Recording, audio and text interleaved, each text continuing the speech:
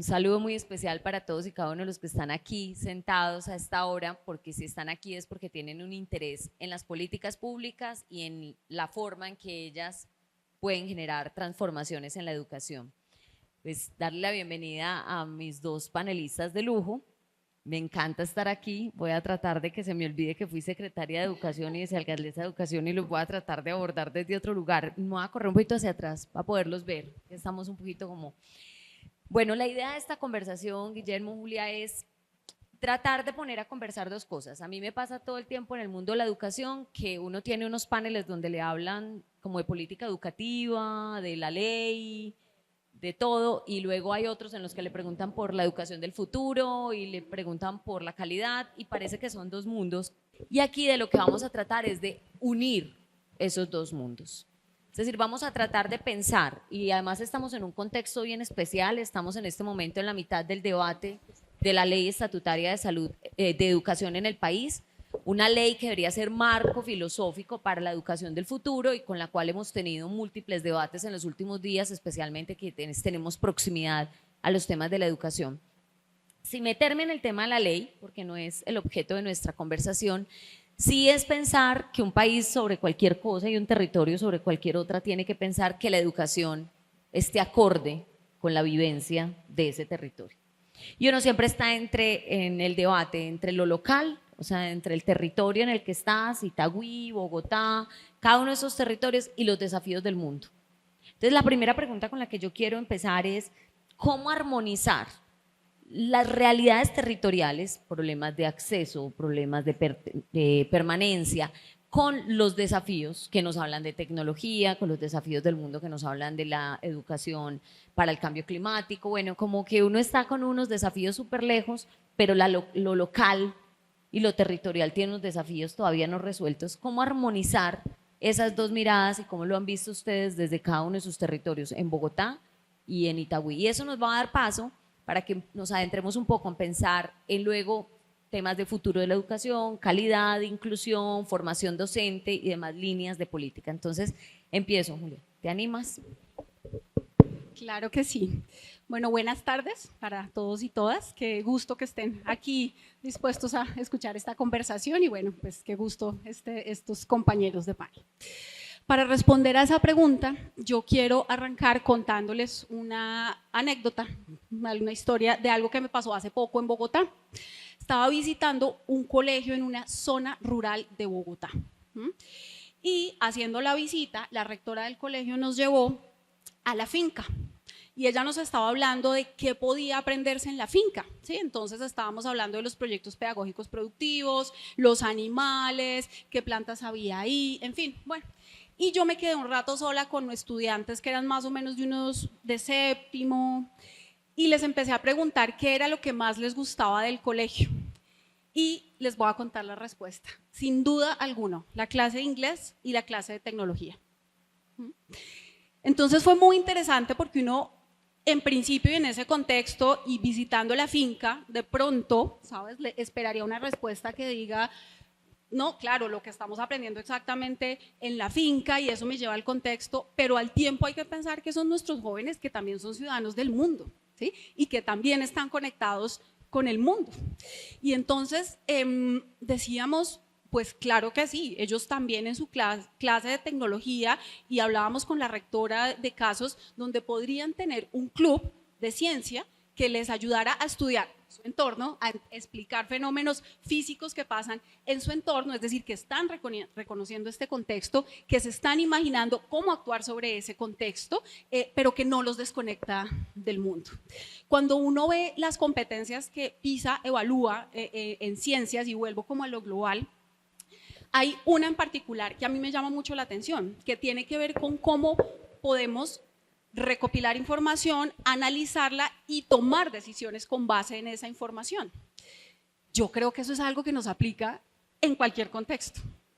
Cuando estamos hablando de la necesidad de reconocer una noticia falsa, cuando estamos hablando de una competencia profunda como el pensamiento crítico, ¿cómo no va a ser importante que podamos analizar información y tomar decisiones con base en esa información? Entonces, un poco para redondear mi respuesta, creo que lo global nos pone unos referentes que son importantes para cualquier niño del planeta, y además nos pone como en esa perspectiva de ciudadanía global, pero lo clave es entender eso, cómo se aterriza en ese contexto, cómo me permite leer el contexto, actuar sobre el mismo. Mencionaste lo ambiental, cómo entiendo cuáles son los problemas ambientales. Entonces yo creo que sí es posible encontrar conexiones, y cerraría diciendo que otra lectura muy importante, igual de lo local, pues es entender en qué contexto existen los colegios, porque si yo tengo un contexto de alto estrés o violencia o situaciones, digamos, entornos que no son seguros, en Bogotá estamos trabajando en una identificación, no del colegio, sino del entorno, pues ahí eso requiere desde la política pública una mirada más amplia, porque aprendizajes y conexión entre la visión global y local solo van a ser posibles si yo entiendo ese entorno que rodea el colegio, y también entonces actúo sobre el mismo, reconociendo otros factores relacionales, lo socioemocional. Entonces, conclusión, yo creo que hay conexiones que se pueden y debemos hacer. Yo creo que Julia nos trae la posibilidad de que en el currículo, de alguna manera, la estructura, uno pueda introducir competencias como el pensamiento crítico, la ciudadanía global, como pensando en cómo construir, que desde la política de los contenidos también nosotros podamos incidir en dinámicas, digamos, de desafíos mundiales, de desafíos de la humanidad. Guillermo, ¿qué tipo de experiencias de pronto ustedes en el municipio, en esa historia además que me tocaste de secretario de Itagüí cuando yo era secretario de Antioquia, o sea, vos tenés la posibilidad de ver como el recogido de un montón de cosas, qué prácticas o qué políticas observaste o has visto que puedan generar ese contexto local y mirada global?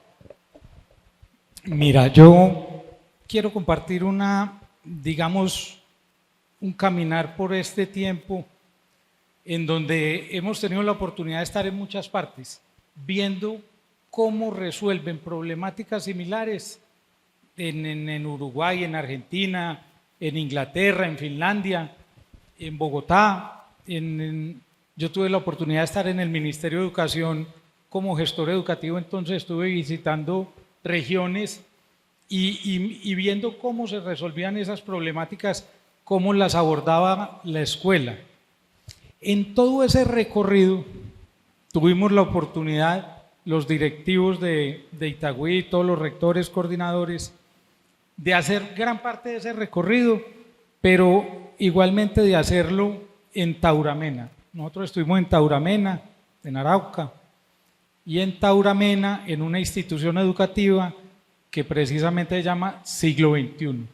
Y entramos ahí a las competencias del siglo XXI, que son, creo yo, que las que nos ponen a todos a pensar en qué es lo básico que debemos trabajar en materia de habilidades de nuestros estudiantes para poderlos preparar para el mundo, para desempeñarse en cualquier parte.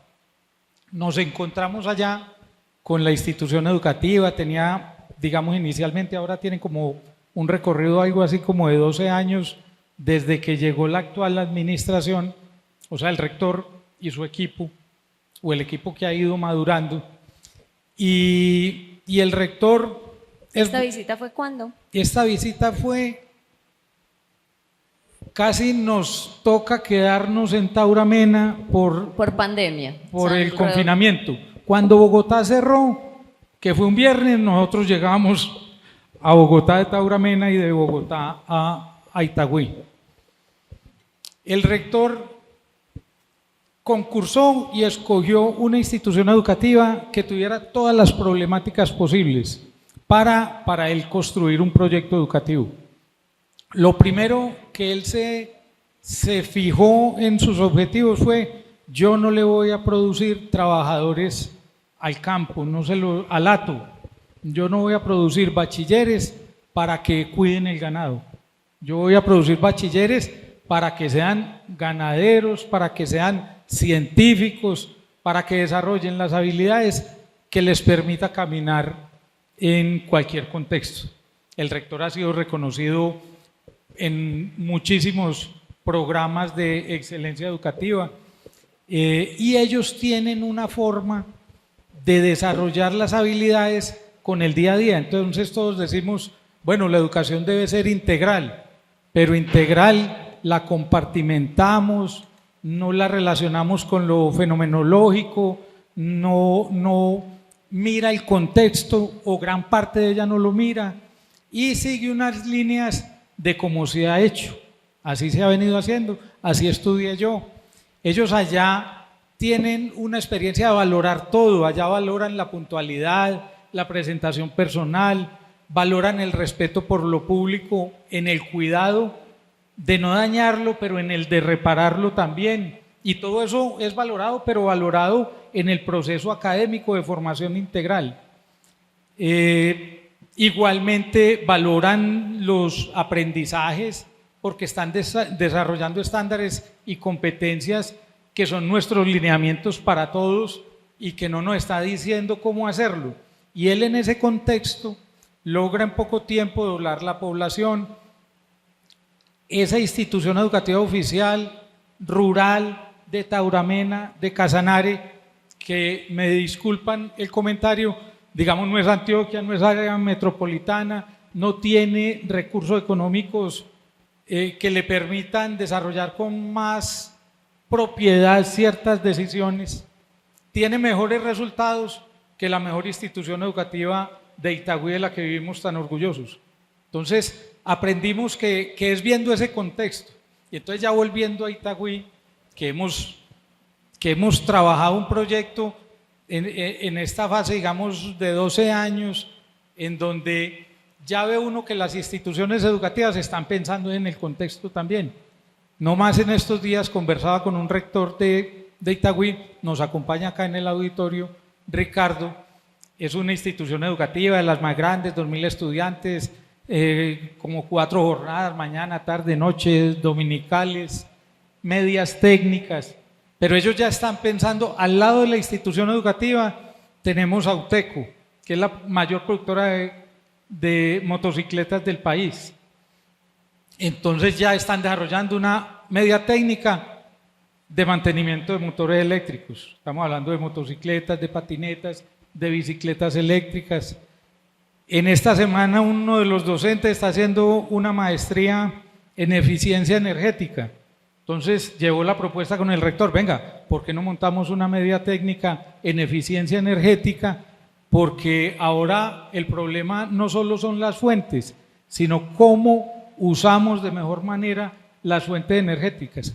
Entonces yo creo que cada día se está leyendo más el contexto. Lo que no nos podemos es uniformar en las prácticas, porque cada escuela además tiene un contexto, porque tiene una comunidad propia, unos maestros que cada uno tiene, es una comunidad de aprendizaje a la vez, cómo se dinamiza eso al interior y cómo nosotros, como parte de la administración que tiene un rol de facilitar la labor de la escuela, cómo entendemos eso para no llegar a fundarla, sino a acompañarla, apoyarla, potenciarla. Bueno, pero entonces ustedes dos me traen a la mesa unos ejemplos que introducen temas de currículo, que introducen temas de modelo, del desarrollo de competencias, asuntos que están muy asociados a temas de calidad. Hoy una de las cosas que, por ejemplo, se le ha criticado más al desarrollo de la ley estatutaria de educación es que parece que evitamos preguntarnos qué era calidad. Hablamos de acceso, hablamos de gratuidad, hablamos de público, privado, bueno, hemos debatido, pero el debate no está en la calidad. Y quiero ponerles sobre la mesa calidad porque cuando uno habla de modelos educativos que requieren contexto, uno habla del inglés y la tecnología conectado con los problemas del agro en una finca, en un modelo educativo. Cuando uno habla de competencias de pensamiento crítico, de pensamiento global, de las competencias de las que ustedes están hablando, estamos hablando de que es necesario dar un marco general para que se promuevan prácticas educativas más innovadoras, prácticas y modelos mucho más flexibles, más profundos en el aprendizaje activo. ¿Qué tipo, y quiero como pedirles 2, 3 cosas que ustedes le recomendarían a un tomador de decisión en los temas de educación para tratar de construir política que promueva un aprendizaje activo, conectado, contextualizado, todo lo que me han dicho? O sea, ese tipo de prácticas que a veces aparecen en las aulas por el ímpetu de un rector, una rectora, de un profesor, una profesora, pero que hay que pensar qué tenemos que hacer los tomadores de decisión para crear políticas. Entonces, como 2, 3 cosas que ustedes le dirían a un tomador de decisión hacer en diseño de política. ¿Quién se anima? Hágale, Guille. Bueno, yo me voy a arriesgar. Mi formación de base no es pedagógica. Yo soy abogado y ha sido el caminar durante estos años el que me ha permitido entender hasta donde lo he entendido el fenómeno educativo. Pero como formado en lo jurídico, en el sector público sobre todo, y es ahí donde ocurre, nuestras funciones y competencias están limitadas. Solo podemos hacer lo que nos es permitido. A los privados lo pueden hacer todo menos lo que está prohibido. Entonces, una esfera de posibilidades muy distinta, pero que las une al final para acercarlas el pensamiento creativo. Yo creo que ahí hay que desarrollar. La creatividad en lo público no es así, no está restringida. Está restringida a casi que a una prohibición. Nosotros, como sector público, otro tema fundamental al que yo llevo en mis conversaciones a los directivos, que es con quienes más converso, es venga, leamos las funciones de los maestros. Porque todos creemos que la función del maestro es dar clase. Entonces uno se va al manual de funciones de los maestros y encuentra como 30 funciones. Unas para los de preescolar, unas para los de área, unas para los de primaria y muchas de ellas comunes a todos. Y eso de dar clase, hay quizás una, pero no lo dice directamente. O sea, hay una gran posibilidad de desarrollar el acto pedagógico y la función de guiar el proceso de aprendizaje de los estudiantes, que cualquier proyecto innovador, porque uno empieza a decir, ay, eso sí se puede, y eso sí se puede, léase las funciones que ahí las va a encontrar, porque uno generalmente cuando lee una norma la lee o por leerla o porque tiene una necesidad específica.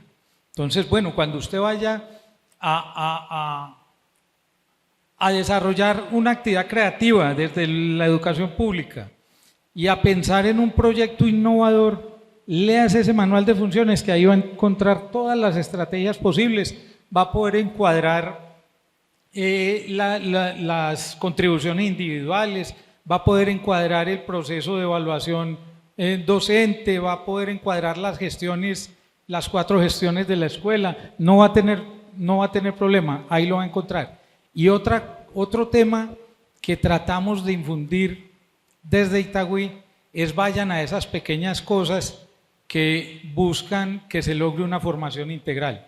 Hagan ejercicios de valorar cosas mínimas, porque no es lógico, no es matemáticamente lógico que de 12 materias un estudiante por perder una, o 2, o 3, o 4 pierda el año, cuando si fuera a sopesar ganó más que las que perdió. Y que tampoco tiene absolutamente ninguna lógica que si perdió 10 y ganó 2, tenga que repetir el proceso de las 2 que ya aprobó. Entonces la escuela como cada vez más en esos procesos de evaluación, y aquí hay que tocar un poco la llaga del tema de evaluación. El maestro, y estoy de acuerdo, lucha por la evaluación con carácter diagnóstico formativo, pero el estudiante tiene una evaluación sancionadora, o sabes o no sabes, repetís o no repetís, y creo que cada vez más esa evaluación tiene que ser diagnóstico formativa para que funcione como funciona la vida. Cuando uno está en el ámbito laboral, permanentemente hace evaluaciones para mejorar procesos, procedimientos, pero no pierde el año, no le dejan de pagar ese mes. Con el error aprende y con el aprendizaje mejora los procesos. Bueno, entonces yo recojo 4. Te pedí 2, pero me hice 4. Muy bien. El primero me hablas de pensamiento creativo, o sea, un poco entiendo el llamado como al tomador de decisión de no se quede con sea más creativo, vaya un poquito más allá. Segundo, traes el tema del maestro, y yo con el tema del maestro debo decirles recientemente, quienes hayan visto la encuesta que aplicó Empresarios por la Educación a los jóvenes, los elementos que más valor le entregaron los estudiantes en el desarrollo de competencias, cuando le preguntan qué es lo que cree que impacta más su educación, sigue habiendo un asunto absolutamente marcado de los jóvenes alrededor de que el maestro o la maestra es un determinante sustancial de su aprendizaje. Entonces esa invitación que nos hace es a la mirada del maestro, que a veces es muy reducida, y que no, eso no es de ley ni de política, sino de mentalidad, de cómo lo vemos, de cómo entendemos el rol del maestro, la maestra, el mentor, de esa mirada que tiene que hacer. Entonces, abrir ese espacio, poner al estudiante en el centro, con este tema de la integralidad que me dices. Y una última que nos dejas es la evaluación entendida como finalización o como parte del proceso, como si la evaluación hace parte del modelo educativo. O sea, efectivamente aprender cuando estamos evaluando. Entonces, construir políticas que pongan la evaluación en ese lugar, que pongan al maestro en ese lugar y que le den más flexibilidad al modelo. Y transitar durante el proceso educativo sin ese estrés de perdió, gané, sino de lograr siempre avanzar. Muy bien. Julia. Bueno, yo te diría en primer lugar que mi recomendación tiene que ver con que tomemos decisiones basadas en evidencia y en la ciencia. Yo siento que ahí, digamos, hay como una innovación reciente para la formulación de política pública, como de unos años atrás, no tan reciente, pero... Y es, por ejemplo, la neurociencia nos dice hoy un montón de cómo el cerebro aprende, ¿sí? Sabemos que necesitamos movernos, que si estamos quietos mucho tiempo físicamente, eso no nos ayuda. Si generamos alguna actividad, me estoy moviendo y eso me ayuda, ¿sí? Toda la política, las políticas de primera infancia, ya la ciencia nos ha dicho que los primeros años de vida son fundamentales para lo que vamos a aprender en el resto de nuestros años, ¿sí?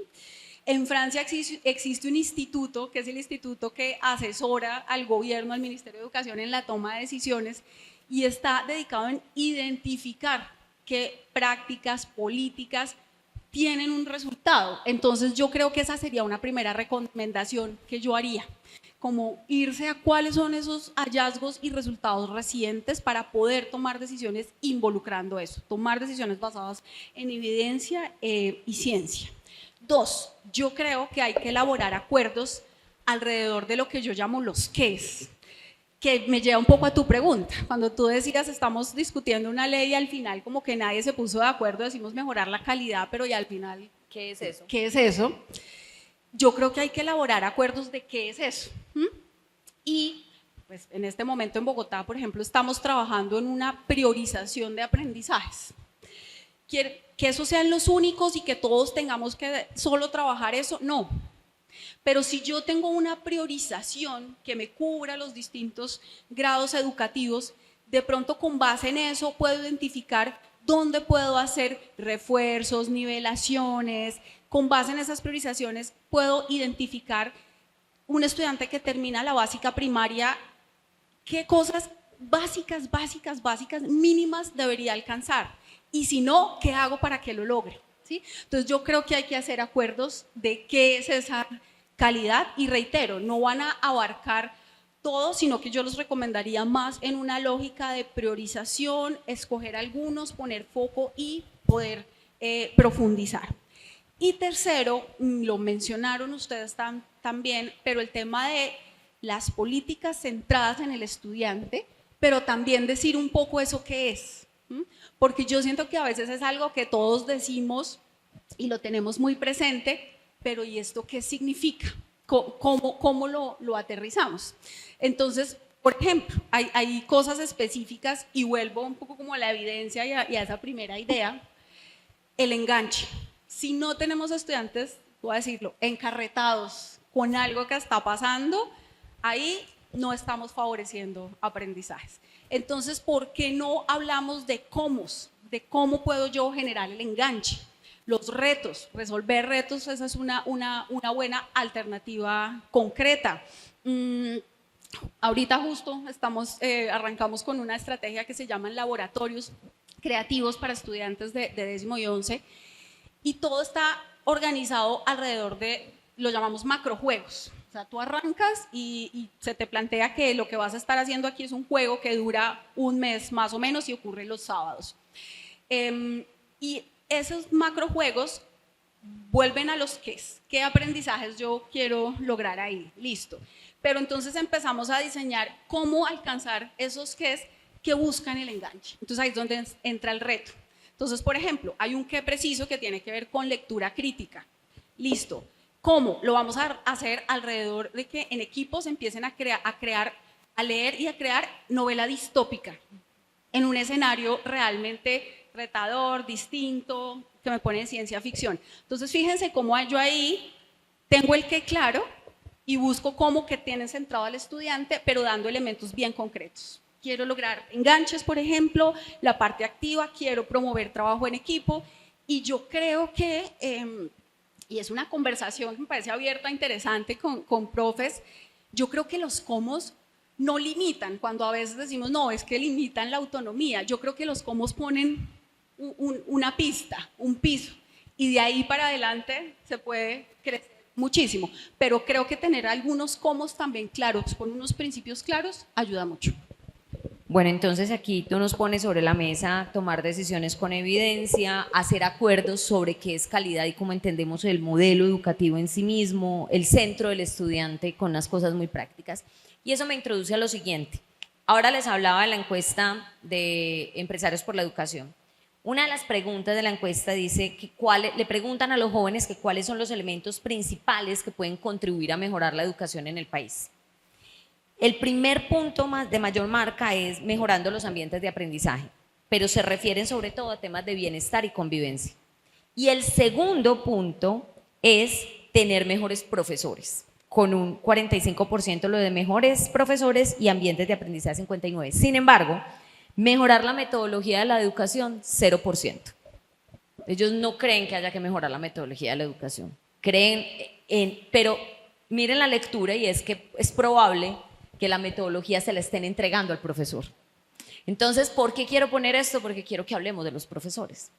Porque en últimas, hacemos muchos esfuerzos institucionales por desarrollar modelos educativos atractivos, pero en últimas, el encuentro real, el acto educativo ocurre entre un estudiante y un profesor.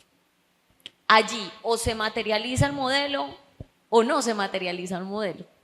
¿Cómo hacer para entender, para desarrollar esas capacidades, además con un reto?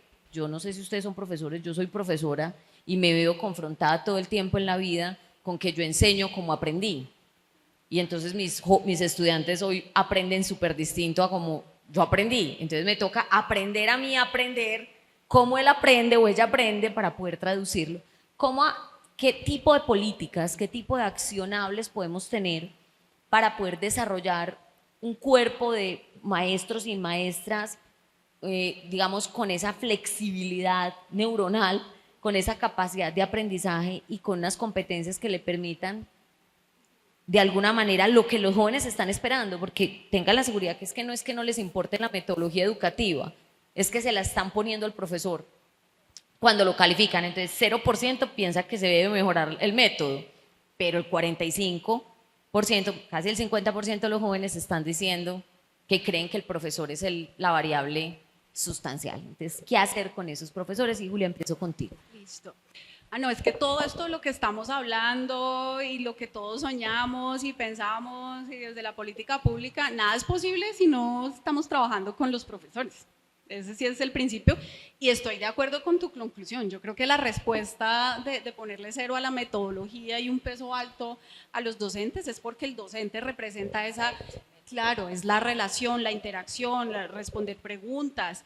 Y bueno, y ahí de una vez dejo un puntico para que de pronto lo tratemos más adelante, porque en este momento que estamos hablando de inteligencia artificial y de aplicaciones para aprender y cómo practicar inglés con un avatar, entonces de pronto eso dejo ahí como entre paréntesis, ya que lo hablé alrededor de los docentes. Julia, te complemento. Hay una segunda pregunta que dice, ¿qué tan importantes son los factores para el aprendizaje? El 98%, que es la mayoría, dice que el factor de aprendizaje más alto es el apoyo del docente, por encima del apoyo de la familia, de los compañeros, de los directivos docentes, está ahí. Entonces, en eso que tú acabas de decir. Entonces, bueno, yo creo que ahí hay como muchos temas que tocar de cómo podemos trabajar de la mano de los docentes, cómo podemos lograr transformaciones.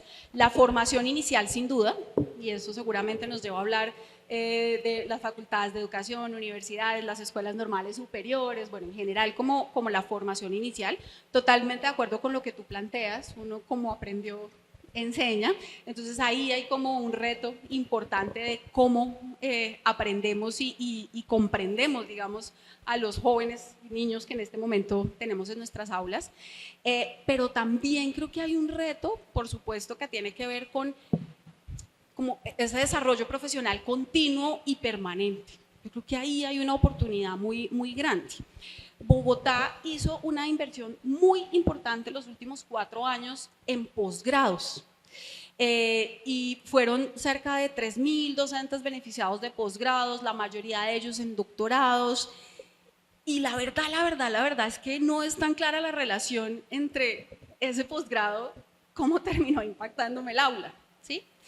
Pero en cambio, si yo hago un proceso de desarrollo profesional que incluye formación en sitio, acompañamiento en sitio, conversación sobre lo que está pasando en el aula, acompañamiento en ese aula, uso de materiales, yo vuelvo un poquito a mis cómo concretos, ¿sí? Entonces, si estamos hablando de el estudiante en el centro, eso cómo se ve en una práctica de aula, vamos a hacer un trabajo de te llevas estas 3 cosas que podrías involucrar. Entonces yo siento que ahí hay una oportunidad muy grande en lo que tiene que ver con desarrollo profesional continuo y con esa formación y acompañamiento sobre estrategias concretas, metodologías concretas y espacios como de reflexión permanente sobre lo que pasa en el aula.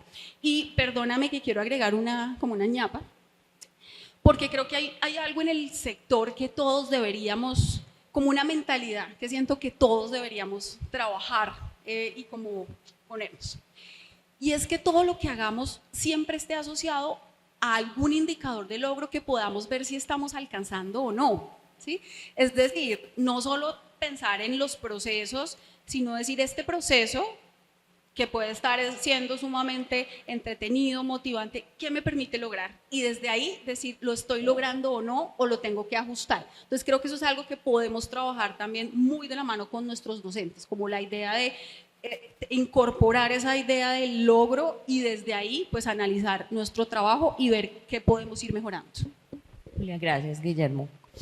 Bueno, yo quiero partir también inicialmente de reconocer, yo como directivo de políticas públicas en el municipio, trato de no caer en el error de en los informes de gestión hablar a nombre propio o casi que hasta incluyéndome, sino más bien reconociendo todo lo que pasa en la escuela, los logros que tenemos con nuestros estudiantes, las alegrías que nos dan y que publicamos orgullosos, se logran por los maestros.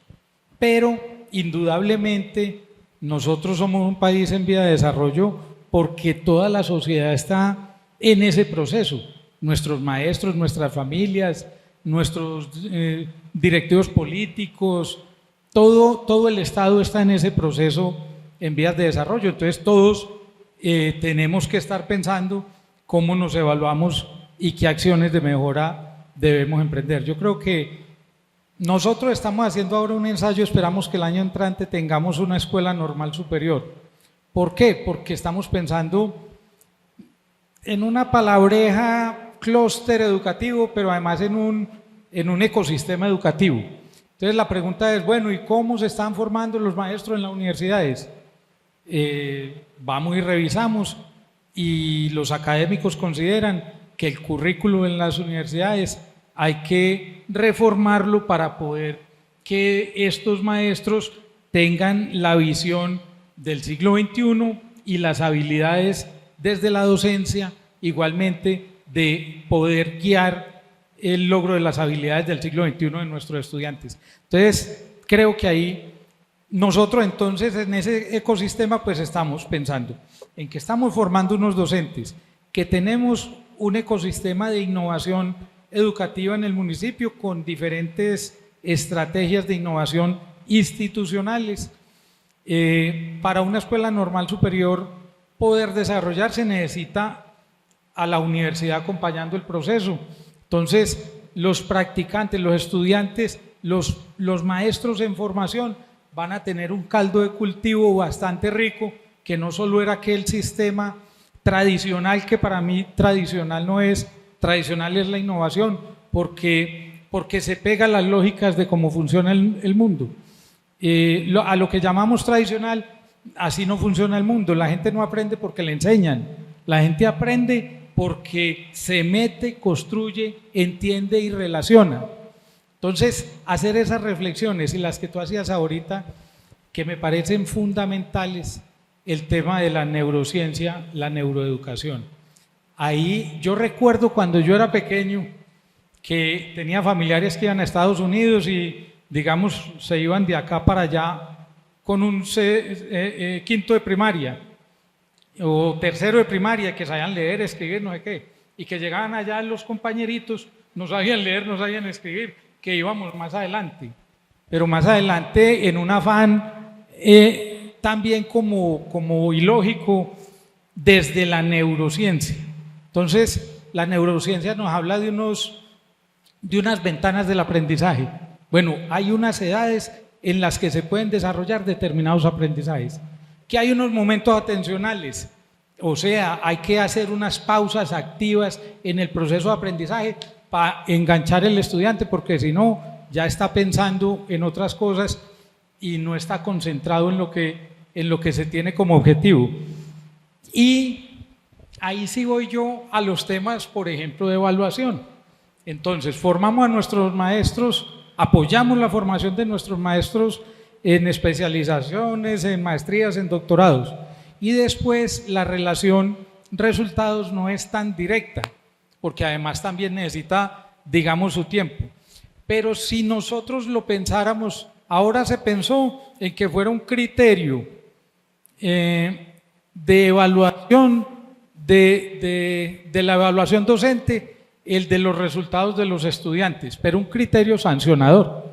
Bueno, entonces, si lo ponemos como un criterio para un incentivo, es decir, los maestros de las instituciones que logren determinados resultados en los estudiantes van a tener un incentivo. Ahí ir a ver una pelea sindical, pienso yo que lo van a ver como una oportunidad, porque en el proceso de formación muchas veces buscamos la lógica sola de la mejora de la calidad y el maestro puede estar pensando en la mejora de sus condiciones laborales, salariales. Entonces, lo que tenemos todos es que pensar, el sistema educativo para mí está mal diseñado, la arquitectura del sistema educativo está mal diseñada y la hemos ido diseñando por cuatrenios o por oleadas. Ahora hay una propuesta, digamos, del sector de la izquierda, casi que estructurarla desde la izquierda. Esa corre el riesgo que si esto cambia en 3 años y llega una ultraderecha va a querer reformar todo hacia la derecha. Creo que esto lo tenemos que, en la lógica de cómo funciona el mundo, entender el sector educativo ahí cómo encaja y entre todos aportar. Bueno, yo recojo unas cosas muy valiosas en lo que ustedes están planteando. Yo voy a traerles una anécdota. Cuando yo me hice secretaria de Educación, una profesora de Caucasia, creo, se me acercó y me dijo: ay, usted tan jovencita, yo en una época estaba muy jovencita, y me dice: usted tan jovencita y trabajando con los profesores, como somos de difíciles los profesores. Y yo miré y dije: eso es como un niño que le repites todo el tiempo, que es indisciplinado, que es muy necio, que se convence de que verdaderamente hay un problema con él. A veces a los profesores les tenemos una carga elevadísima, entre otras porque miren el nivel de expectativa que tienen los jóvenes alrededor del valor de los docentes. Es una sociedad que está esperando mucho de los profesores. Y los escucho y les escucho cosas muy bellas, como decir: mire, dejemos de hablar de formación para pensar en el desarrollo profesoral, que puede ser distinto, que tiene que ver con formación, pero mucho más que eso. hablemos del lugar, de las prácticas, de las metodologías y de una mentalidad que les facilite también, porque aquí hablamos de cómo educarlos, pero si hablamos de la salud mental de nuestros profesores y nuestras profesoras, es uno de los grandes retos que nosotros hemos tenido. Lo tenemos en la básica, lo tengo yo en la educación superior. Eso es muy fácil de explicar. A veces la gente me dice, ¿por qué la salud mental en los profesores? ¿Y usted ha dado clase?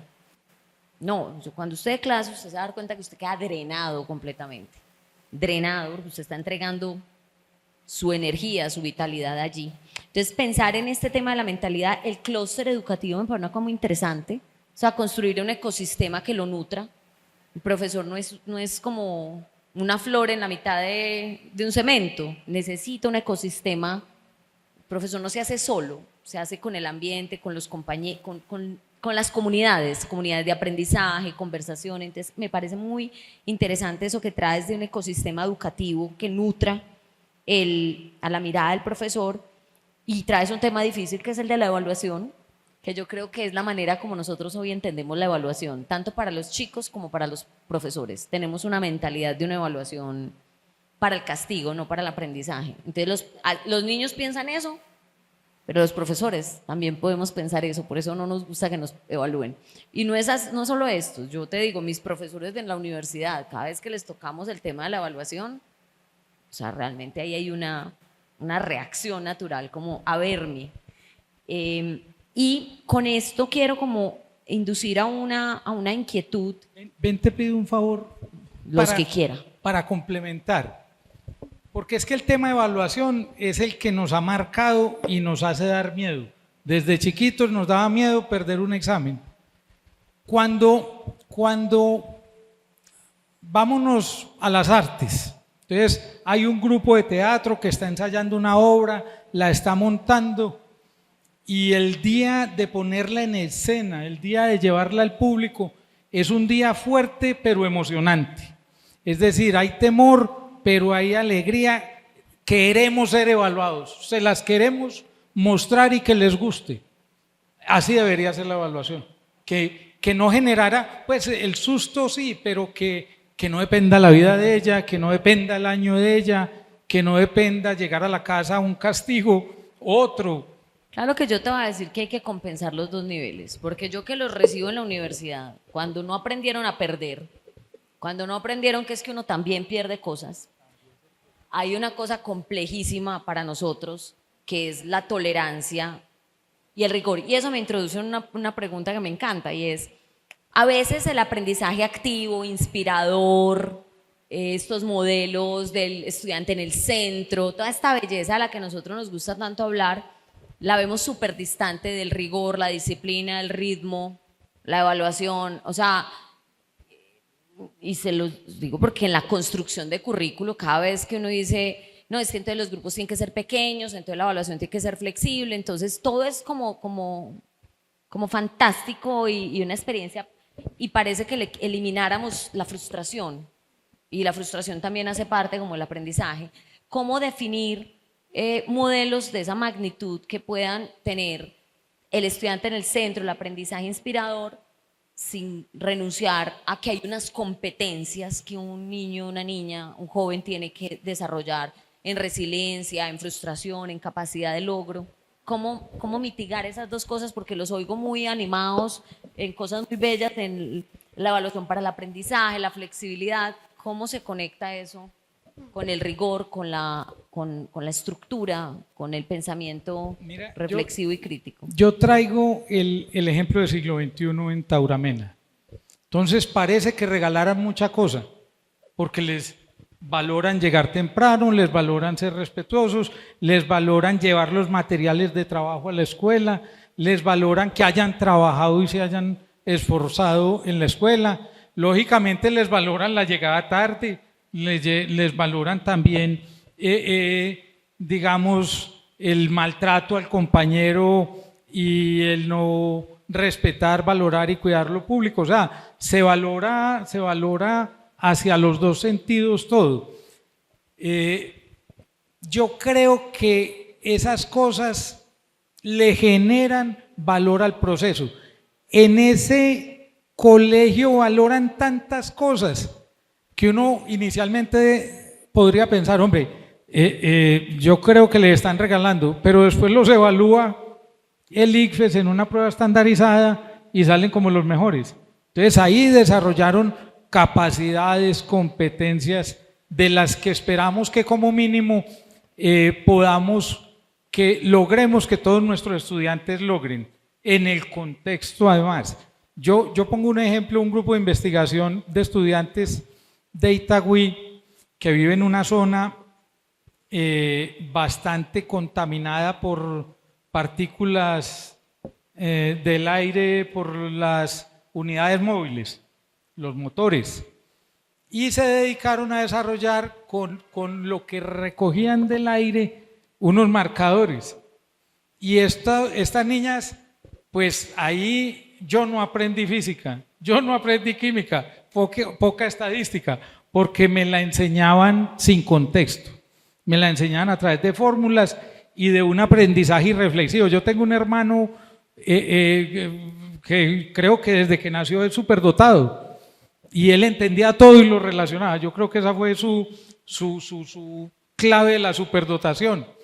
Pero entonces yo me iba a donde la que me explicara los casos de factorización, me los aprendía de memoria y llegaba al colegio a ayudarle a explicárselos de memoria a mis compañeros. Y luego estudié Derecho. Y luego estudié Derecho, caí al Derecho. Pero entonces es precisamente eso, esto tiene que ser contextualizado con disciplina para lograr. Este grupo de investigación fue premiado y llegó en su premiación a una audiencia con el Papa. Entonces no solo aprendieron, sino que viajaron. Estos estudiantes, con toda seguridad, lo que desarrollaron en ese proyecto no lo olvidan como lo olvidé yo.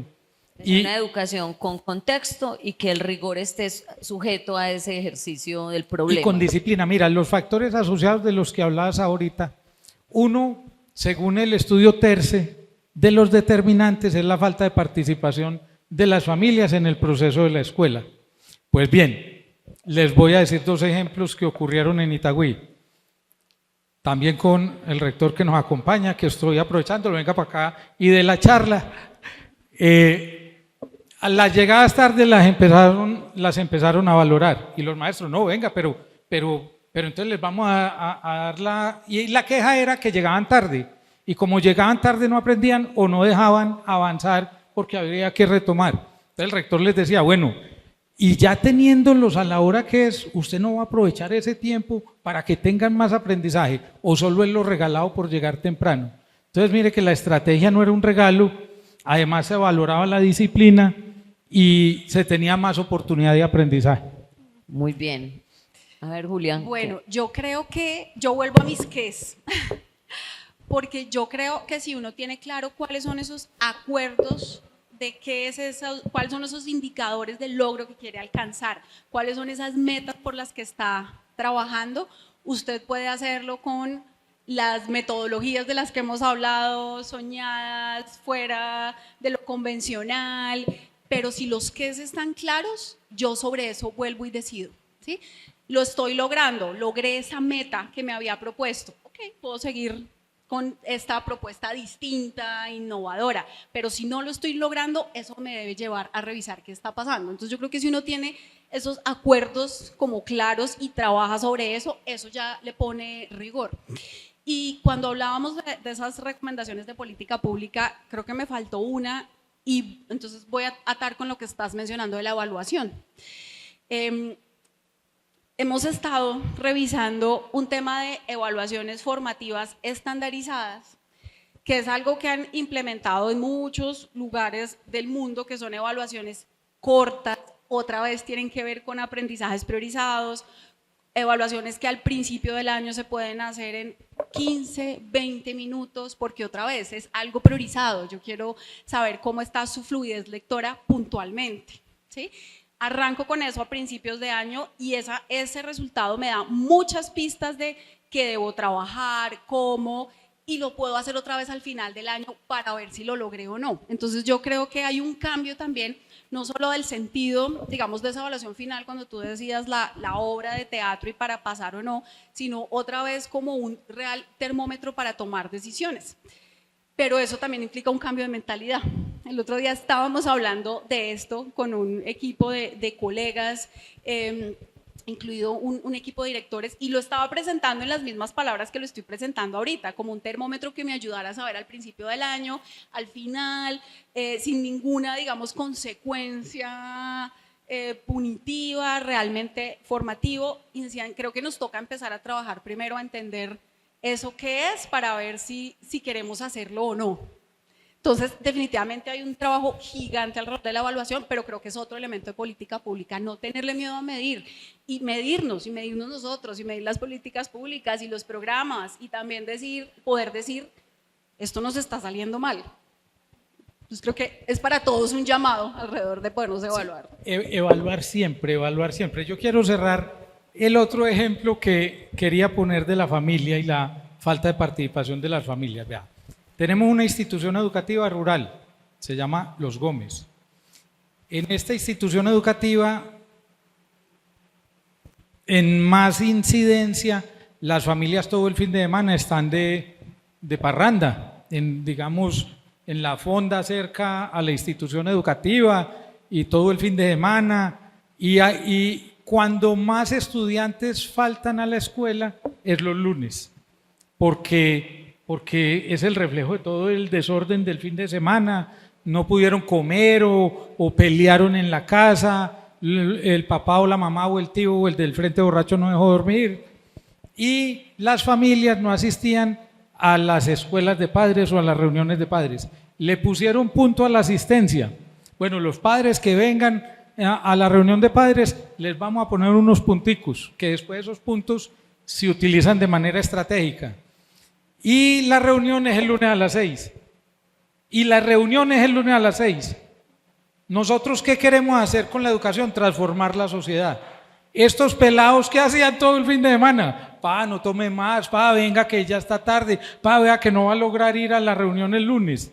Y todavía no ha entrado en la escuela a trabajar. Puso un reto, el maestro no fue el fin de semana a vigilar, pero ya, y nos cuenta la rectora, le llegaron algo así como 350 personas a una reunión a la que le llegaban 20 o 15 y que quedaba el acta de que se había hecho la reunión. O sea, si la educación pretende transformar la sociedad, hay que entender la sociedad para que la educación facilite esa transformación. Yo creo que nos dejan unos temas ahí importantes, este tema del incentivo, el tema de la medición. Pero bueno, yo quiero animar al público a que pues, interactúen y si tienen alguna pregunta o algo que podamos aprovechar para hablar de políticas. Yo tengo acá un par de preguntas, pero me gustaría como invitarlos a que si tienen inquietudes alrededor de lo que hemos hablado, los docentes, el método, cómo tomar decisiones, cómo poner la información en el centro, me gustaría como darles la voz y que intercambiemos un rato con nuestros panelistas. Yo aquí vi una mano, ¿no? Bueno, buenas tardes para todos, muchas gracias por este espacio.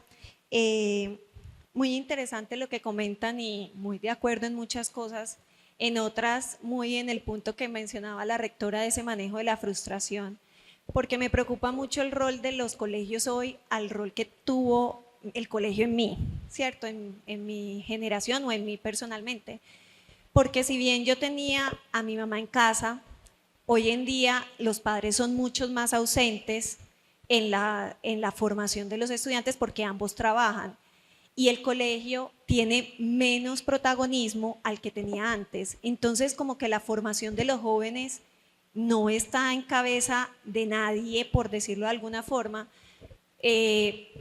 ¿Cómo participa ahí el colegio ahora que no, o sea, la disciplina del uniforme, en mi época era el uniforme a la rodilla y si estaba más arriba le bajaban el dobladillo, las uñas no pintadas, el pelo, y ya eso no se logra, o sea, ya eso no, el colegio no puede tener ese tipo de normas porque va en contra de la libre personalidad del estudiante, pero en casa tampoco el papá está todo, pues los padres están todo el tiempo para dar esa disciplina, y siento que se ha perdido mucho ese tema de la disciplina, del manejo de la frustración, por ese rol que el colegio se le ha restado. Entonces no sé cómo la opinión de ustedes frente a ese tema, y después tengo otra preguntita.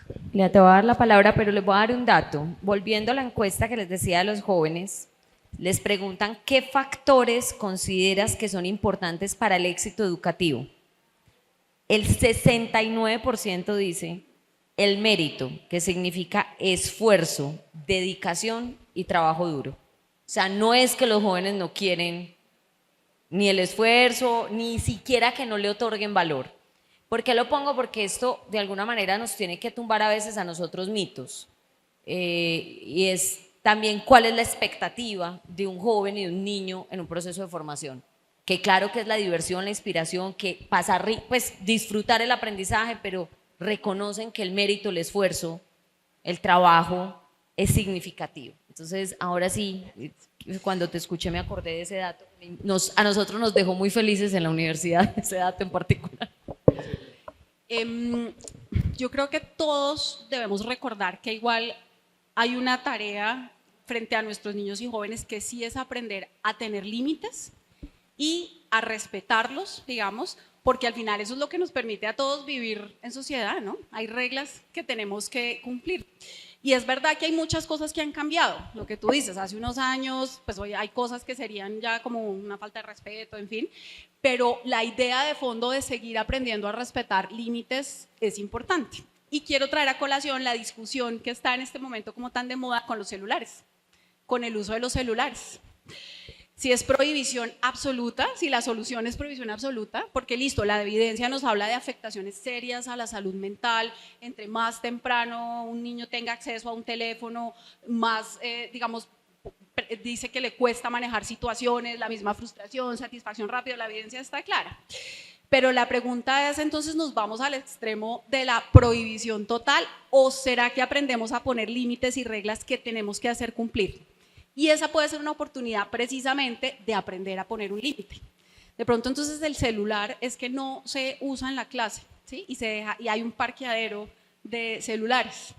O el otro día también visitando algún colegio en una zona muy vulnerable donde realmente en las familias o en los hogares o no hay teléfono o hay un teléfono por familia, así que realmente la probabilidad de que el niño tenga acceso es muy bajito.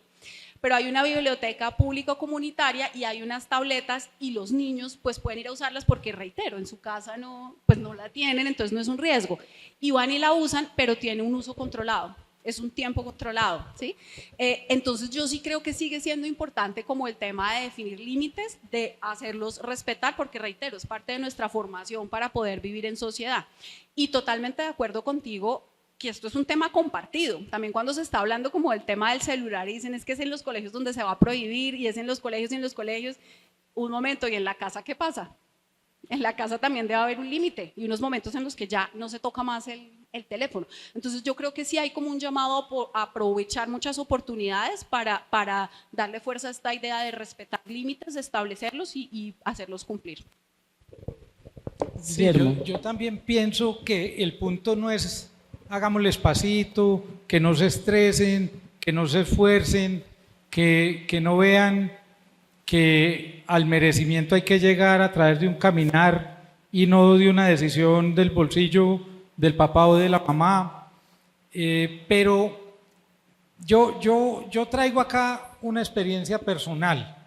Bueno, hay una canción por ahí que dice, prometimos no llorar, y entonces yo espero no llorar porque como ya pasa uno a lo personal, pueden salir susceptibilidades.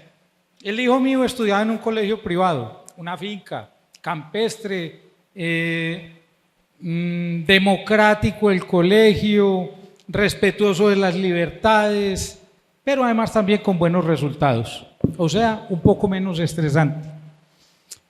Y ya inconforme en su juventud y en el manejo de sus emociones también, en fin, quiso pasarse.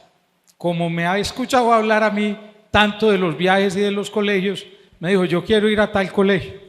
Y ese colegio es uno de los de Itagüí públicos que maneja la metodología de los colegios Fontán, nosotros lo llamamos Sistema Educativo Relacional de Itagüí. En él, el estudiante, en un ejercicio diario de todas las semanas y de todo el calendario escolar, está planeando, desarrollando lo que planeó y sometiéndolo, digamos, al escrutinio del maestro en la evaluación.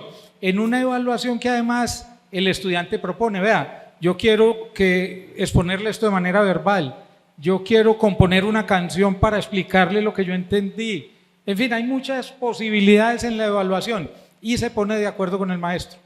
Ahí al ejercicio diario se llega, después de la planeación, a mirar unos saberes previos, luego una profundización sobre el tema, un tema de investigación, en el que entra entonces los dispositivos a servir como herramienta, pero que hay que intencionarla para que sea ese el uso y la producción, y al final entonces hace la presentación o la sustentación del desarrollo de la habilidad. Cuando el hijo escogió esa escuela, él tenía muchos problemas, dejaba, véase esto, no, mañana, no, pasó mañana, no, algún día, y esa era la pelea diaria. Y él dijo, ¿sabes por qué me gusta ese? Porque yo creo que voy a dejar de procrastinar. Y yo caí, me voy de para atrás, porque sin que se diera cuenta me fue a buscar pues la palabreja. Sí, y él ya conjugaba esa palabra. Y él en el contexto, él mismo buscó una autoexigencia. Me voy a ir a donde me enseñen a planear y ejecutar. O sea, disciplina, exigencia, esfuerzo. Ellos no están, claro que es más fácil que no le exijan a uno, pero ese tampoco es el objetivo de ellos, porque ellos al final y a medida que van avanzando van entendiendo más que necesitan desarrollar ciertas habilidades en el idioma, en las tecnologías, en el comportamiento. Teníamos otra pregunta, ¿cierto? Dale. Aprovechar para hacerles una pregunta que traigan a su pensamiento el colegio que quizás dentro de sus municipios se parece más a los ideales que han venido reflexionando sobre a dónde debe transitar la educación y qué tanto desde las políticas públicas que hoy están acompañando se están proponiendo escenarios de gestión del conocimiento.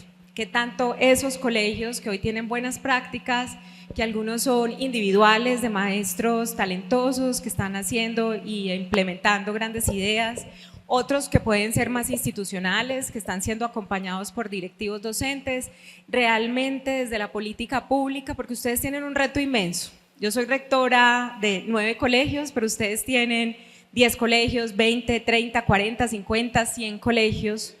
¿Cómo lograr que estas instituciones educativas, ellas hacia adentro hagan gestión de las buenas prácticas, multipliquen lo que funciona, realmente esto tenga un trabajo de tejido de cohesión institucional y a la par cómo hacer para que esas instituciones que logran y tienen victorias puedan contárselas a otras instituciones y eso pueda generar un tejido que se vuelva en algún momento esa política pública que quieren ver en sus ciudades? Bueno, viene a mi mente una experiencia institucional. Cuando preguntas si es de pronto de un profe o no, estoy pensando en un colegio y un líder, una lideresa, de hecho, una rectora. Creo que hay una cosa que a mí me gustaría contar mucho y es, tiene una mentalidad y una expectativa súper alta frente a todos sus estudiantes. Todos mis estudiantes pueden aprender y todos van a lograr lo que quieran. Entonces ella siempre, uno va con ella al colegio a la hora a la que llegue y lo lleva a pasear por el colegio y puede abrir las aulas y lo deja uno poder compartir una clase, entrar, pero a todos los estudiantes les pregunta, bueno, ¿cómo estás hoy? ¿Y tú qué es lo que quieres? Bueno, ya sabes que estás trabajando por eso. Entonces como esa mentalidad alrededor del aprendizaje y de alta expectativa es una cosa que destacaría, bueno, entre muchas otras, pero siento que esa es como una clave de un colegio. Ahora, ¿cómo replicar cosas y gestión del conocimiento? Yo creo que ahí, siento que hay que tener cuidado en no caer en una cosa y es que igual, como que un mismo modelo no es igual o exactamente replicable en todos los colegios. Por acá cuando decías 20, 9, 10, bueno, por acá son 412.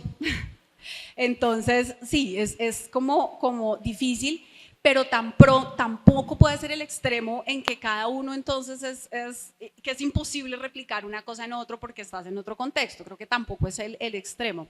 Entonces yo creo que el tema es poder como identificar situaciones comunes que permitan que eso que pasa ahí se pueda replicar. Entonces, por ejemplo, en ese colegio en particular tienen un trabajo de bilingüismo muy avanzado en inglés.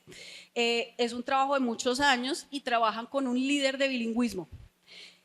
Aprender, y hay 29 colegios más que tienen líder de bilingüismo, porque es un rol pues, que se asignó hace unos años. Ahí, por ejemplo, yo diría, yo puedo aprender ese líder de bilingüismo qué hace exactamente. Y aquellos colegios que tienen líder de bilingüismo, pues tratar de que puedan replicar lo que pasa ahí. Entonces yo creo que depende un poco como identificar contextos, situaciones comunes y ahí tratar de replicar. Y lo cierro con el tema, por ejemplo, de lectura y escritura en los primeros años. Hay un programa en particular que se está desarrollando en Bogotá que tiene la evidencia y el soporte. Y ahí uno pensaría que siendo un programa que tiene los materiales, la evidencia, la estructura de formación, acompañamiento, esa sí es una cosa que tú podrías generalizar más ampliamente. Entonces creo que es como, o sea, ni es un 100% ni que no sea posible, pero hay como que medir condiciones e intenciones para saber qué es replicable y qué no. Ayer estuvimos compartiendo en una cena de la organización y había gente de varias partes.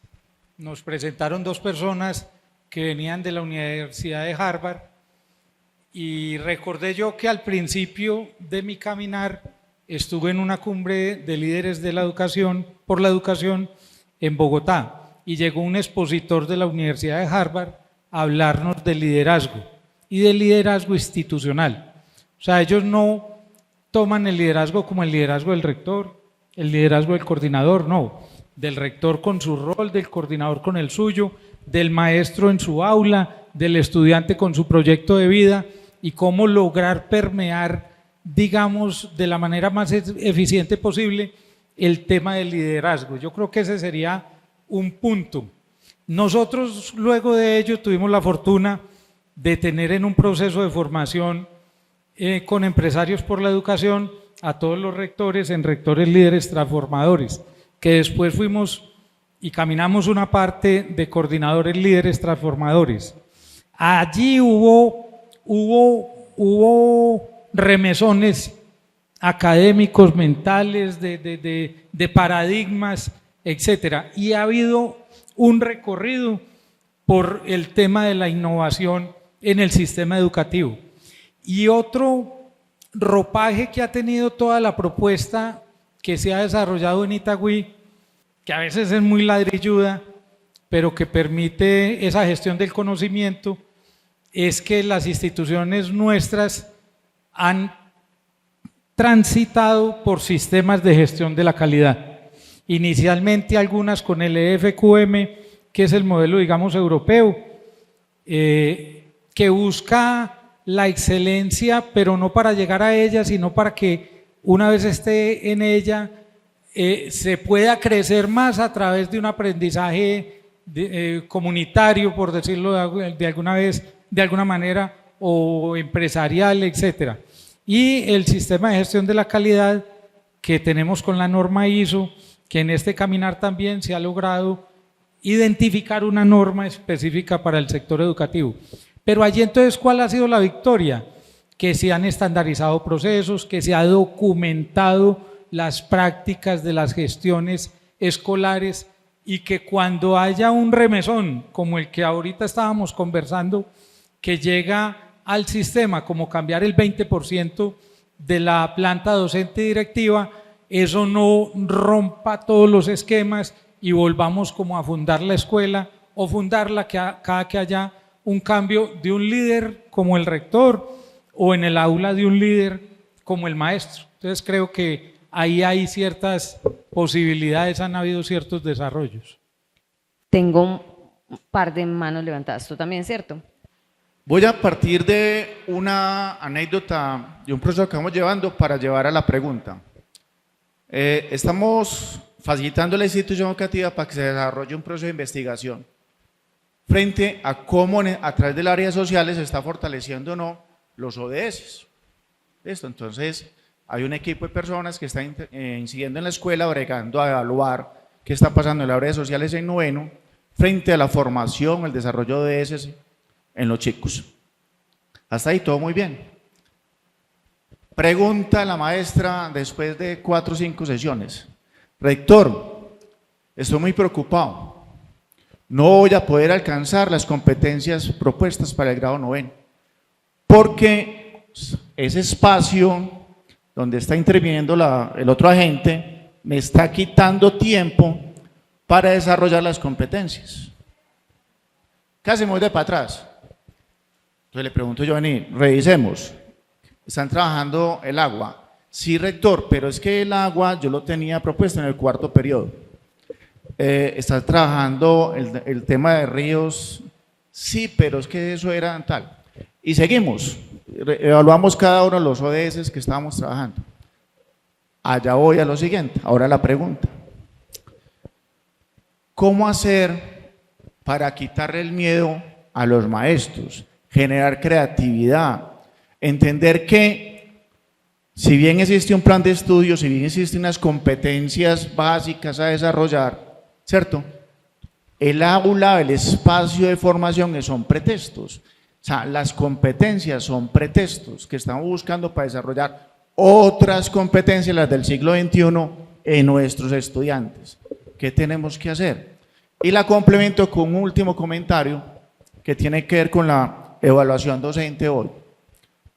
Yo, aunque no discrepo, parece ser que voy a discrepar del concepto de para qué la evaluación docente hoy, ¿cierto? En el marco de la ley como derecho fundamental.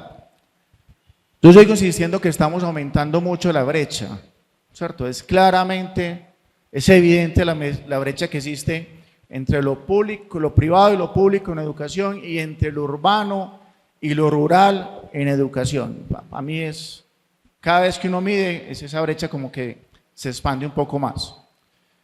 Si la evaluación no nos sirve para intervenir donde estamos quedados, donde estamos más quedaditos, ¿para qué nos sirve? Entonces me preocupa a mí mucho, me disculpa don Guillermo, que la evaluación nos sirva para decir estimulemos a los que están arriba y no nos sirve para impactar a los que están más quedaditos. O sea, yo siento que la evaluación, todo lo que estemos evaluando tiene que generar políticas públicas para intervenir directamente a las instituciones educativas y a los maestros que están más quedados, ¿cierto? No para mirar los de arriba ya están ganando solos. Miremos los que están abajo y cómo vamos a mover esas prácticas de aula, esas competencias en los muchachos. Insisto, existen 2 centros, uno los estudiantes, y voy a terminar con una frase que donde llego siempre le digo: los únicos que son capaces de transformar el sector educativo son los maestros. Ojalá ellos las entendieran. Gracias. Muchas gracias, rector. Entonces entiendo en la segunda parte un punto alrededor de la evaluación como reflexión, pero les pido que nos concentremos en la pregunta que nos hace, que es a propósito del maestro o la maestra, que tiene que verse frente a la realidad de la transformación entre la práctica a la que está acostumbrado y la práctica en la cual estamos transformando el modelo desde otras aproximaciones. Entonces, Julia.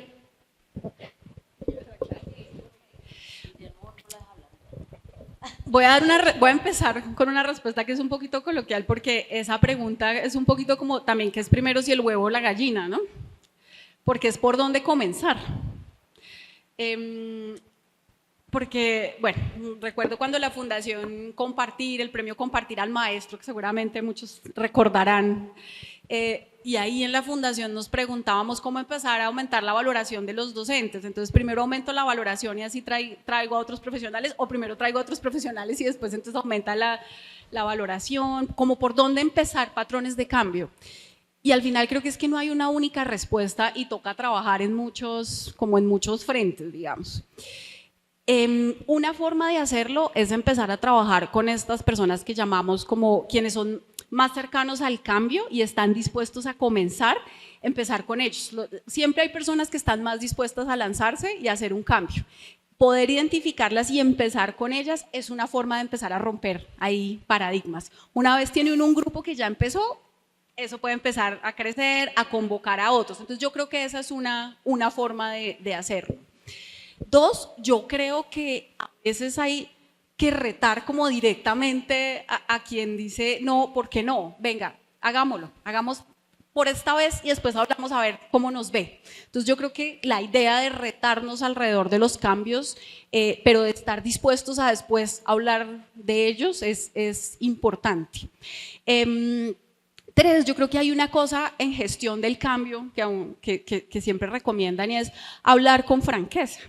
O sea, los cambios implican hacer cosas que no son fáciles y salirse pues, de las zonas de confort y de lo que por lo general sabemos hacer y en lo que nos sabemos mover. Y es decir, esto nos va a sacar de eso. De pronto van a pasar cosas que usted no tenía previstas, esto nos va a desordenar que usted lo tenía en el cuarto semestre, pero ahora se pasó al segundo. Hagámosle, ¿sí? Pero es como hablar con la honestidad de lo que implica el proceso y aún así como lanzarse.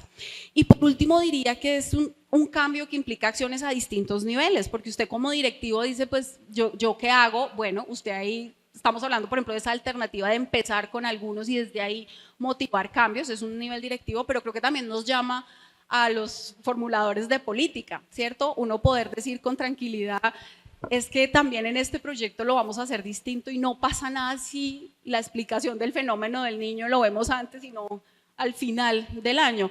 Entonces creo que en general es como una disposición al cambio de autoridades, directivos, poderlo estar movilizando, pero yo arrancaría como buscando dónde están esos apoyos y movilizando desde ahí, como los más dispuestos, diría yo. Creo que es una estrategia para arrancar. Sí, contagio, dice Claudia. Yo quisiera irme, digamos, por una de las aristas que dejó Ricardo en la pregunta, porque además hizo referencia, bueno, cómo pensar desde las políticas públicas que lleguemos a apoyar esta situación.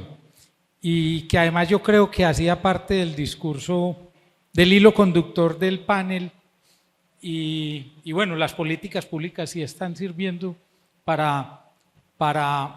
o sí están apuntando al logro de las competencias del siglo XXI, etcétera.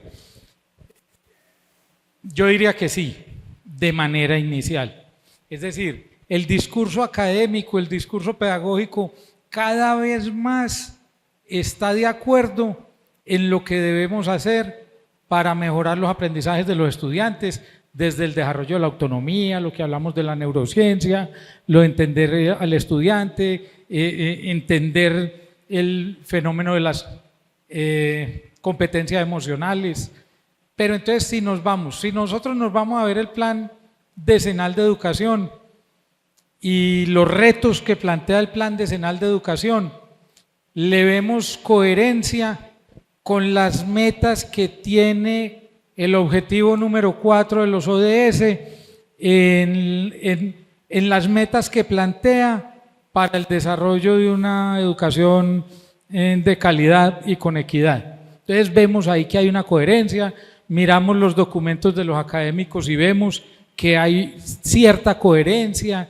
Si queremos leer el proyecto de ley estatutaria y miramos otra vez esos dos referentes de las metas para el objetivo 4 y los retos del plan decenal, vemos algunas coherencias ya vistas desde un lado o el otro, pero encaminadas.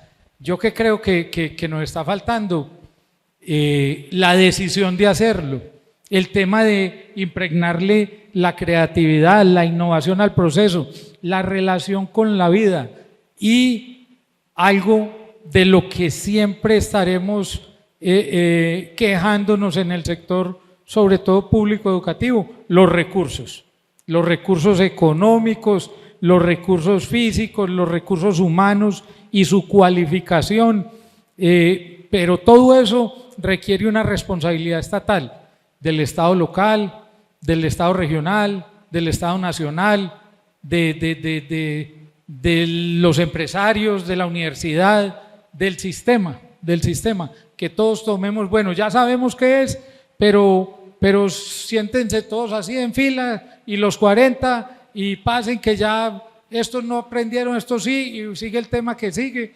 No, tenemos que dar ese brinco y ese brinco es doloroso porque hay que exigir, hay que estar pendiente.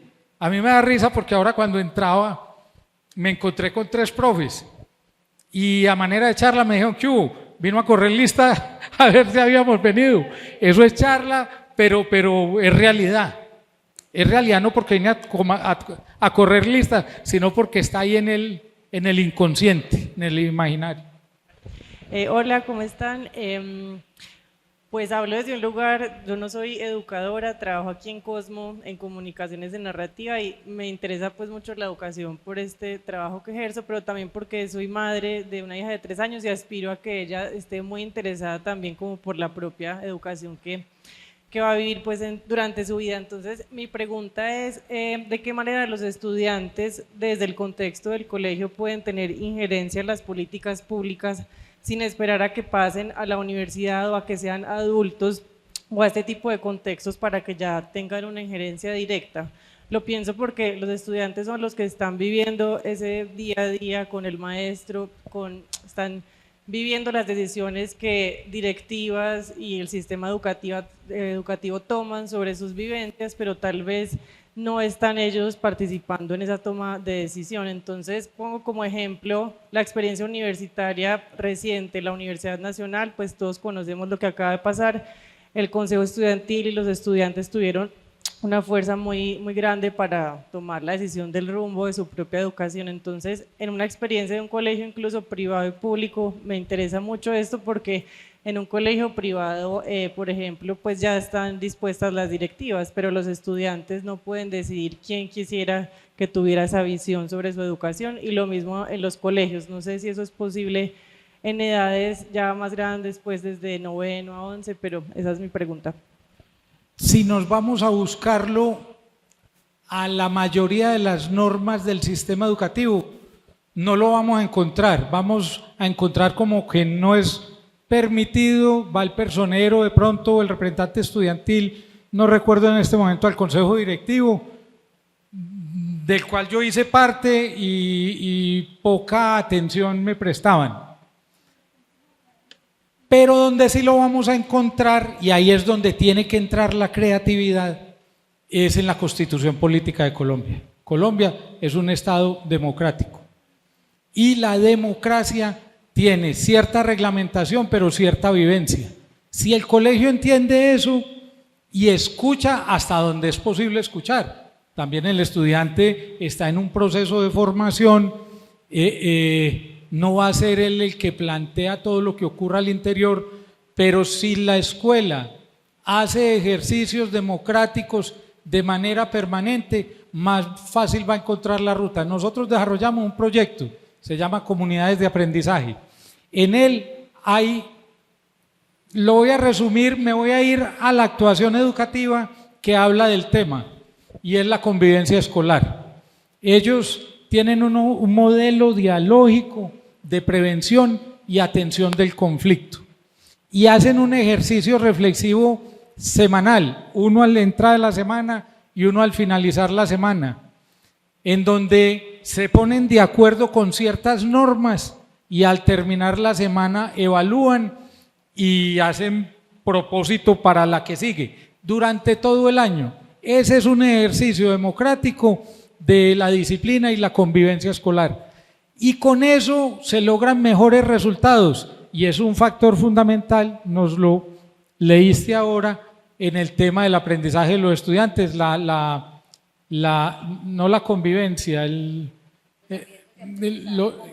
la convivencia como tal es un factor de aprendizaje fundamental. Entonces, eso hay que entenderlo desde la reflexión de qué es un Estado. ¿Es el Estado, o es la escuela, o es la familia, o es la sociedad? Somos todos. Bueno, yo creo que hasta la elección, digamos, del rector o el coordinador y en el sector oficial, con la ley actual no es posible, ¿sí? Ahí hay una carrera administrativa, hay como un proceso que no lo hace posible, pero también yo plantearía la pregunta de si es deseable, digamos, o es algo que no diera, es un rol ahí que queremos que jueguen. Pero te voy a decir dónde creo que sí y es súper activo. ejemplo, la crisis del agua por la que estamos pasando en este momento en Bogotá. Estamos con racionamiento de agua. Los estudiantes están teniendo un rol súper importante como guardianes del agua. Fue esa como el título también que quisimos que estuviera ahí. Porque el personero, el líder del proyecto ambiental, son los que están asumiendo roles de liderazgo, de decir cuál va a ser como la estrategia de cuidado del agua aquí, si no están las llaves del baño tal debidamente cerradas porque faltan unos empaques y necesitamos que sea arreglado el empaque, ahí el personero alza la mano. Entonces hay como unos roles, digamos, de liderazgo que creo que se pueden dar alrededor de temas que son de importancia para todos. Y cierro con por donde arranqué, que era contándoles una experiencia en un colegio rural, hablando con los estudiantes y que les pregunté qué era lo que más les gustaba y me dijeron inglés y tecnología. Yo creo que siempre hay que asegurar espacios donde uno escuche a los estudiantes, porque eso es fundamental para esa toma de decisiones y para tener en cuenta su visión en lo que hagamos. Hola, ahora sí. ¿Cómo tienen las políticas públicas, que tardan a veces años en que el impacto sea visible y que hay que mapearlo bien y que se justifique y que podamos decir el dinero que invertimos o el esfuerzo mereció la pena porque hay estos resultados, ¿no? Ahora quiero ir a un ejercicio hipotético porque hemos hablado de la educación como herramienta para transformar la sociedad.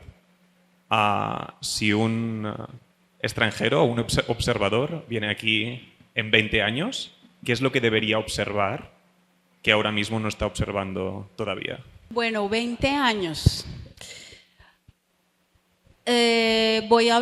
Vas a encontrar un grupo de estudiantes que están en la universidad, lo que significa que pudieron llevar y transitar por toda su trayectoria educativa, que tuvieron una atención en la atención integral a la primera infancia, que les ayudó como desarrollarse de forma temprana, que aprendieron en las edades que tenían que aprender en primaria y pudieron explorar sus intereses, pudieron graduarse y tuvieron oportunidades de acceso.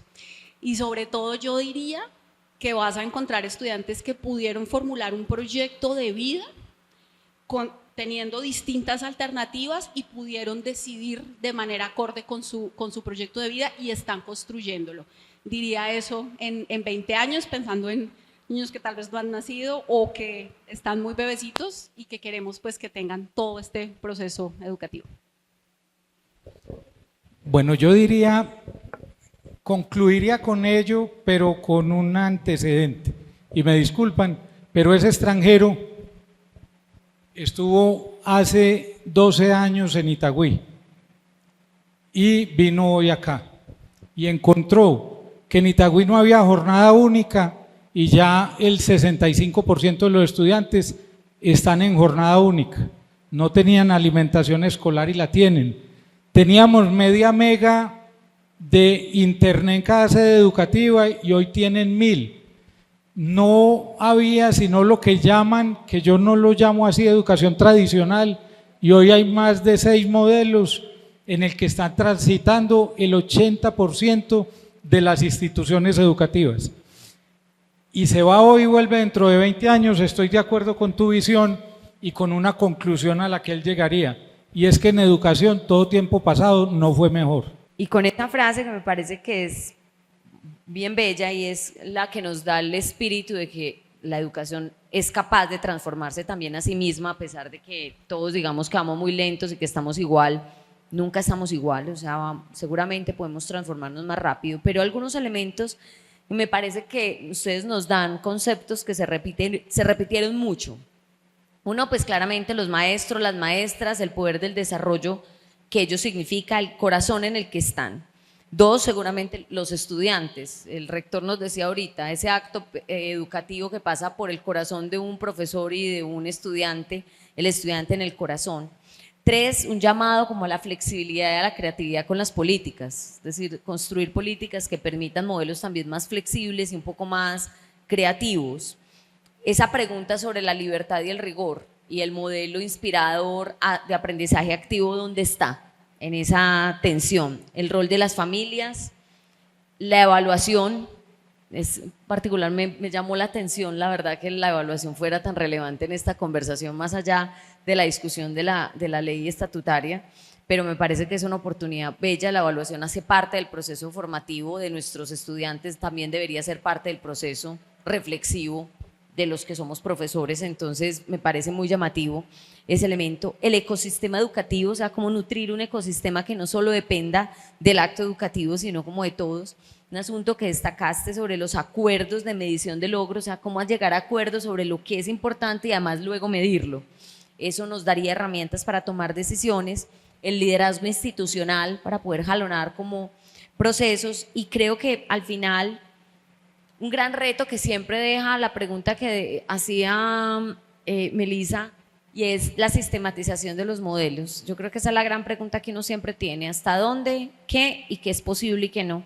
Yo particularmente ahí esta va a ser en lo único en la que me voy a atrever a dar un concepto, y es: uno de los mayores errores de la educación es que somos supremamente convergentes, queremos parecernos todos. Eso le pasa a la educación superior, nos medimos con indicadores, estándares, y esta no es la era de la estandarización.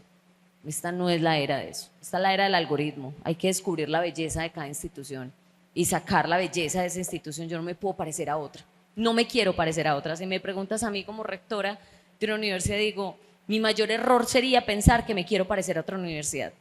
Tengo que parecerme a la que soy para poder generar como el poder. ¿Qué pasa? Que en un entorno de esos hay que acompañar mucho al sistema educativo en un país con tantas inequidades como el nuestro, donde además Colombia es al revés, le da más flexibilidad a la educación básica que a la superior, y tiene menos capacidades la básica para poder tramitar su flexibilidad que la superior, y esas son cosas que nosotros tenemos que evaluar. Entonces, bueno, esto como para decir que entre los que amamos la educación seguramente siempre vamos a llegar a unos puntos, y quiero cerrar con el último, que es una palabra que se repitió mucho, y es mentalidad. Tal vez de lo que se trata es contribuir a crear, y tal vez esto tenga todo el sentido con Deeper Learning y con un movimiento de aprendizaje inspirador, y es, en últimas, el llamado es a cambiar, a pensar una mentalidad expansiva y fluida en el modelo educativo, que es un poco de lo que ustedes nos han hablado. Entonces, Guillermo, Julia, muchísimas gracias, y a todos ustedes por esta conversación de esta tarde. Un abrazo para todos.